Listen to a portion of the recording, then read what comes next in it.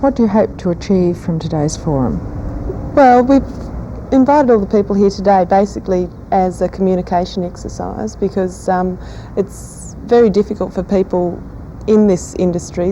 Everyone's fairly isolated, as are their employees, and it's to get people together to realise what sort of issues are being questioned in sheltered employment at this time, and employment generally for developmentally disabled. So I suppose the main difficulty is in finding employment in the ordinary workforce for intellectually handicapped people. Statistics show that there isn't a lot of mobility out of sheltered employment facilities, and I think people who are developmentally delayed are somehow isolated from the community just through their disability, and so it is difficult for them to make approaches to open employment, and for employers in open employment situations to feel confident to employ developmentally disabled people.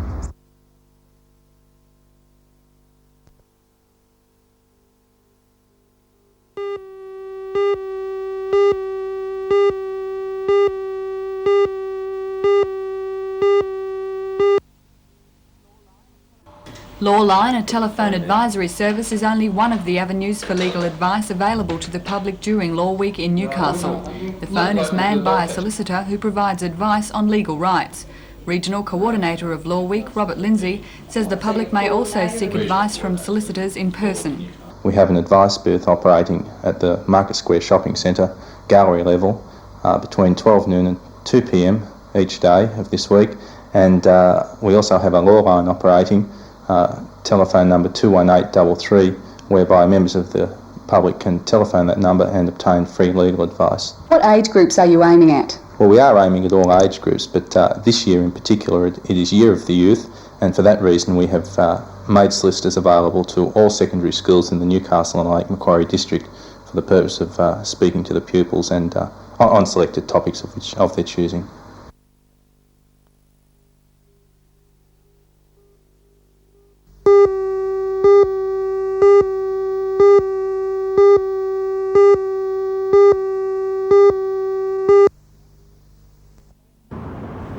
It may feel as if it's been raining for months, but today with the sun shining, the reminders were soon evaporating away.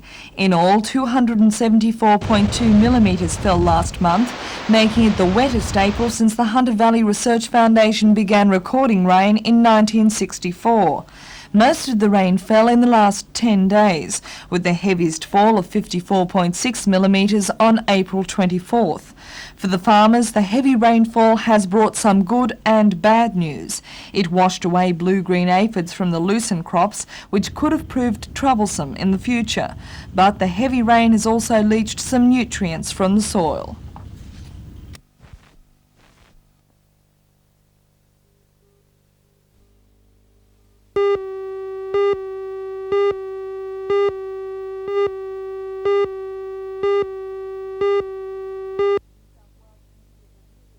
The New South Wales Committee of Review into Drug and Alcohol Services was established in January to review the adequacy and appropriateness of drug and alcohol services throughout the state, including treatment and prevention. The committee has until the end of June to report its findings, and to that end its 5 members are visiting many areas throughout the state to assess the different needs of each region.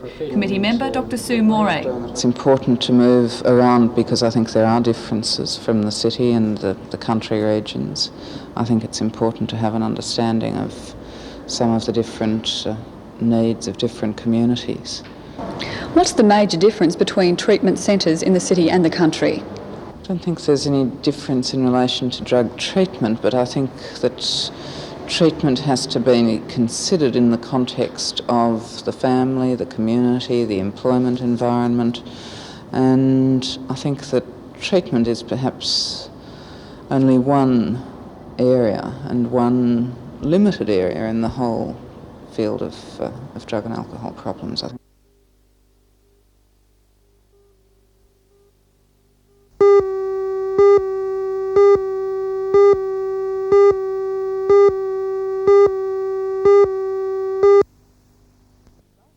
For this appeal. Last year, the appeal provided kerosene, heating oil, wood and coal to over 800 people. The cost, in excess of $6,000. This year, it's expected heavy demands will be made on the appeal, and according to coordinator Paul Lane, from the names registered, there's a marked increase in the number of people seeking assistance for the first time. Pensioners in need of kerosene will, for the first time, be able to choose when they obtain their supply under a new voucher system. Pensioners who are unable to take advantage of this, however, will still have their kerosene delivered by members of local Lions clubs and surf clubs. But the appeal got off to a great start today when a cheque for $400 was presented to Town Clerk Barry Lewis on behalf of the Broadmeadow High School teachers and students. Thank you very much.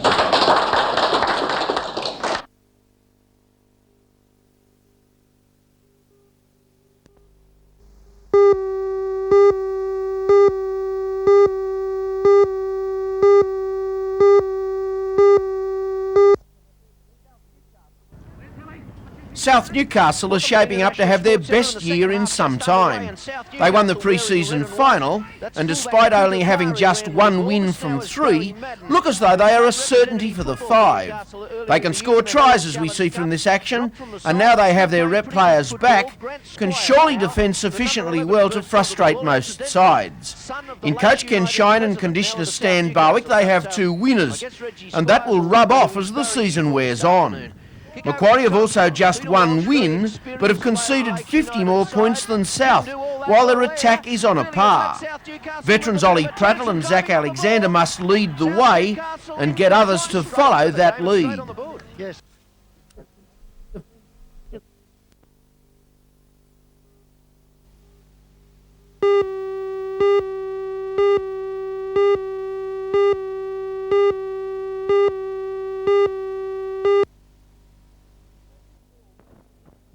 Professor Cyril Rennick's deep involvement with the hunter was obvious last night by the 200 business, educational and community leaders who came to wish him well. The Premier's attendance at the civic reception meant a great deal to Cyril Rennick. Professor Rennick has had a long association with the Premier and was at one time Mr Rand's advisor on the hunter. The Premier praised the independence of the Hunter Valley Research Foundation, effectively squashing rumours that it would be amalgamated with the Hunter Development Board. And to show his faith in the foundation, he announced that its government subsidy will be increased by up to $52,000 this year. Professor Rennick was obviously touched by the warm praise, and he says last night was the highlight of his long and varied career. I suppose tonight will be as big a highlight as any. Having the Premier of New South Wales saying that he backs 100% the Research Foundation after 30 years of work, that he'll give us much more money, and that he values our independence. That's a great thing. After his hectic 29-year association with the Hunter Valley Research Foundation, Professor Rennick doesn't intend to be idle in his retirement. He says he will continue to devote himself to community service. Now the burning questions remain. Who will replace him and in which direction will the foundation head? Professor Rennick says those questions will be answered in a press conference on May 23rd.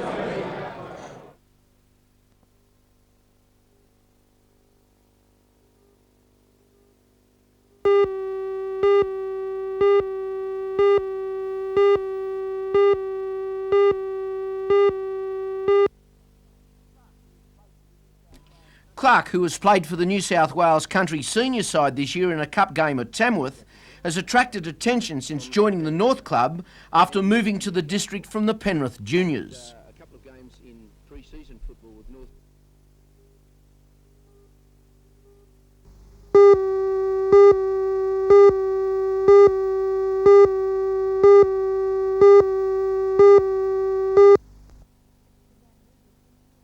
Ships began moving into and out of the port from midday yesterday. The lifting of bans followed the start of Industrial Commission hearings in Sydney over an anomaly wage rise for tugboat crews.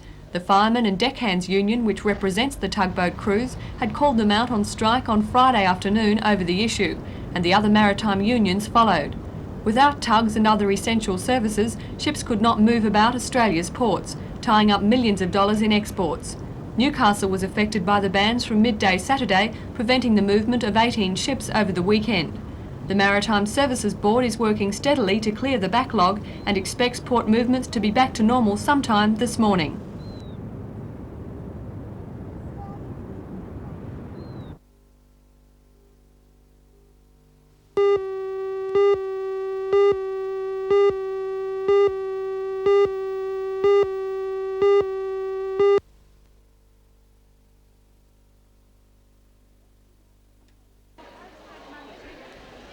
For those who love their dolls and for those who love to collect them, a doll fair in Newcastle recently showed off the owner's pride and joy. There was a wide range of dolls to cater for everybody's taste. There were antique dolls, new dolls and even wax dolls which were valued at $550 each. There were also dolls of different nationalities, including some French dolls which are considered to be the finest in the world. The most expensive doll at the fair was a Jumeau doll, which was valued at around $5,500. The fair included 70 stalls, which not only showed off the dolls, but also their accessories, which were noted for their careful attention to detail. It's not hard to see why everyone thought it was the best doll show they'd seen for a while.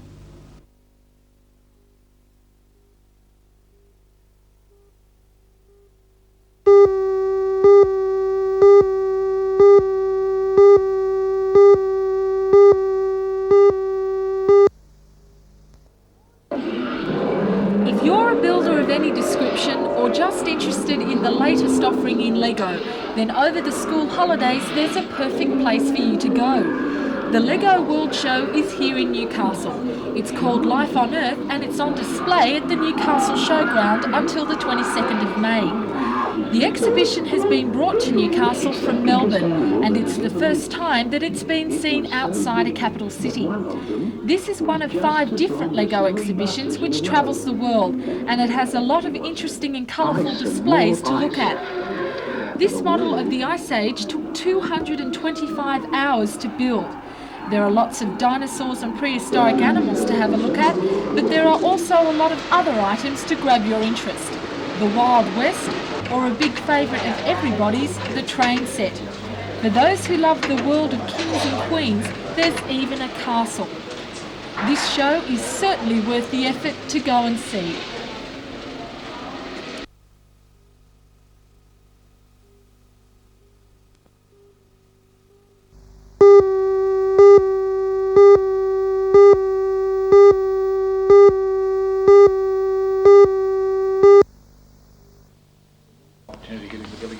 The meeting between the residents, the unions and the Catholic Education Office was called to solve the dispute over the extensions to St Francis Xavier College. The CEO says it wants a resolution as quickly as possible, while the residents say they merely want more information about the CEO's intentions and the compensation for the lost houses.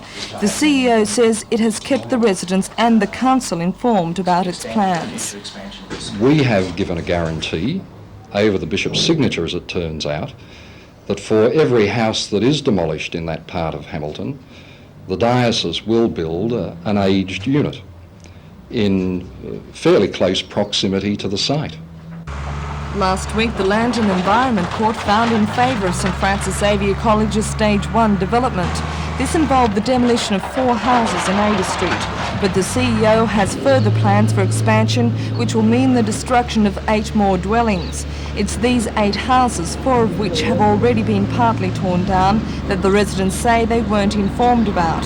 The CEO says it's tearing them down because of a plan that may be gazetted soon, which would prohibit the demolition of houses for the construction of the school. Meanwhile, the site is empty, with all work halted until the unions meet on Friday to discuss the issue.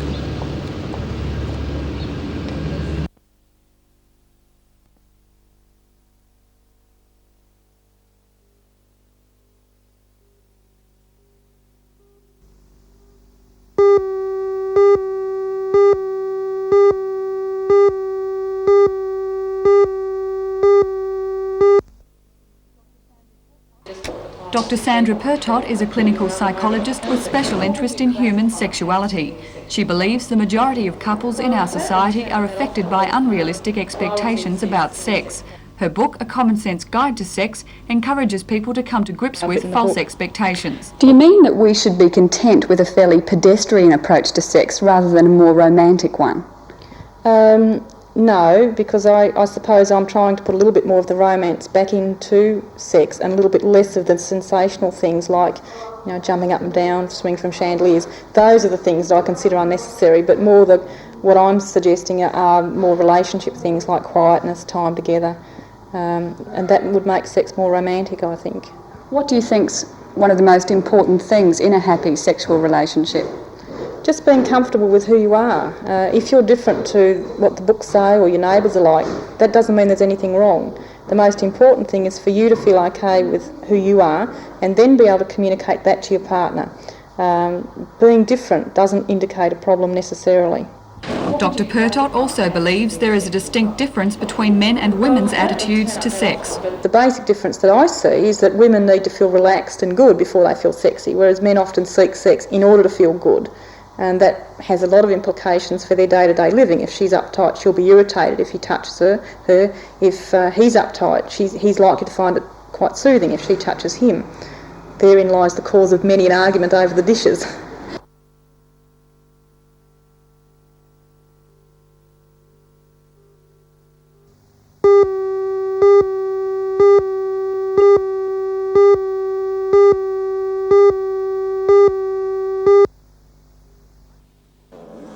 Practising on the newly laid circuit was two of the international stars in the ultra-strong field. They are American motocross champions Darryl Schultz and Gary Denton.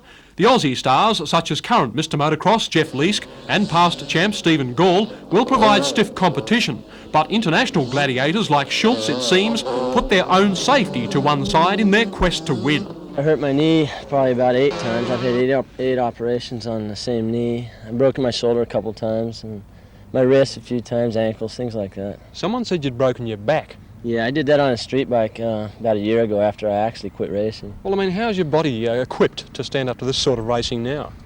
Well, it's getting back in one piece again, finally. It took a long time to heal my back, but I've been practicing now about 2 months and it's feeling good now. Well, I mean, what keeps you in it? It's obviously something that has injured you. What keeps the competitive spirit up? Well, it's the thrill of it. There's nothing like Supercross for fun and excitement. And your first visit here to Australia and to Newcastle, obviously. Yeah, my first time. I'm having a good time here. Looking forward to racing the Australian guys. I heard they're pretty fast now, so it should be a really good race. But it seems like you'll stop at nothing, even breaking bones. Well, it's part of the game, you know. No big deal.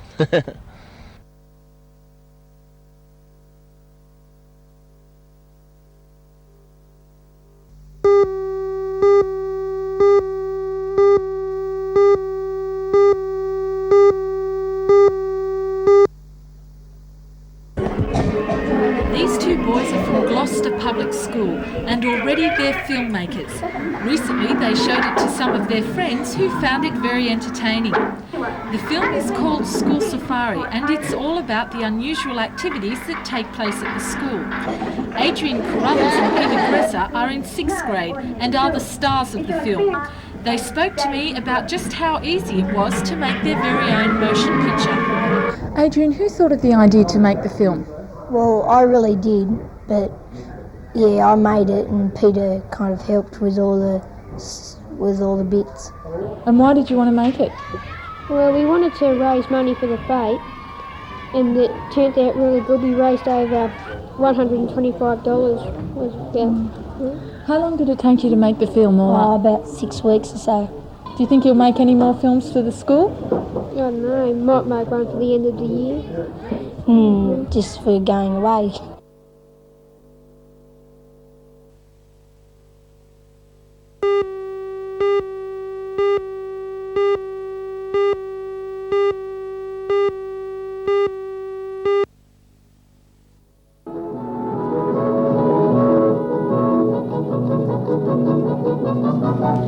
More than 100 dancers have participated in this year's 11th annual Lake Macquarie Festival of Dance at the Gateshead High School, Binnyshell. This year's festival is sponsored by the Belmont Lantern Club for Deaf and Blind Children and all proceeds will go to charity.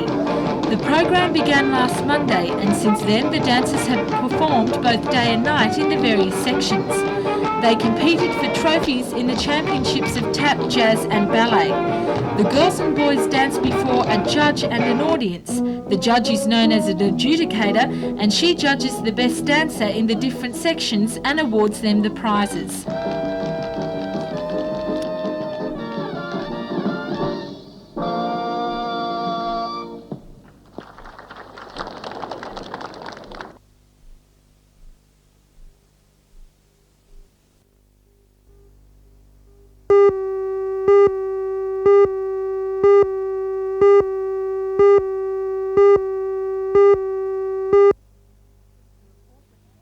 The report recommends approval be granted by the state government for the proposed site at Wallaroo. Tomago wants the site for the disposal of solid waste containing fluoride and cyanide compounds.